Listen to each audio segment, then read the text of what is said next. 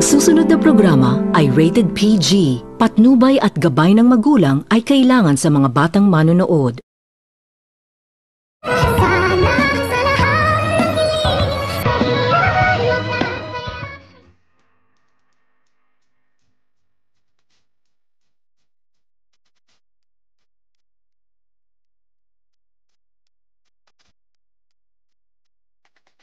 Inaya nito ni Giselle itong si Eric kung gusto ba o ba nitong bisitahin ni Eric ang kanyang ama, ngunit lagi itong nagdadahilan itong si Eric kung kaya't naitanong naman din nito ni Giselle sa kanyang sarili na tila parang ayaw umano nito ni Eric na makita ang kanyang ama, ngunit sa huling pagkakataon inaya ni Giselle itong si Eric na mapagbigyan na umano nito ni Eric itong si Giselle na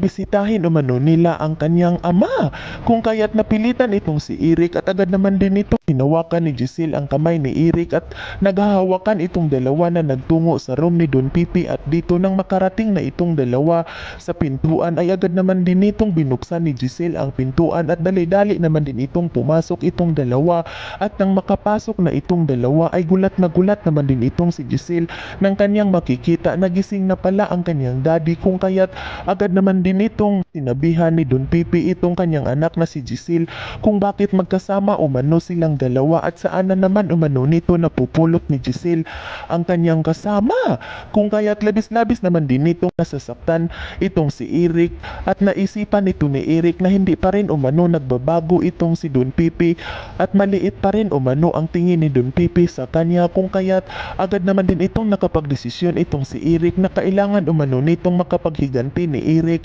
at paluluhurin umano nito ni Eric itong si Don Pipi sa kanyang harapan sa mga nagawa umano nito noon na ipinakulong umano nito ni Don Pipi itong si Eric na wala naman umano itong kasalanan. Ang tanging kasalanan lamang umano nito ni Eric ay walang iba kundi ibigin ang kanyang anak na itong si Giselle, ngunit hindi naman umano nito pinapahalagahan ni Giselle ang kanyang pag-ibig dahil mas pinili umano nito ni Giselle ang kanilang kayamanan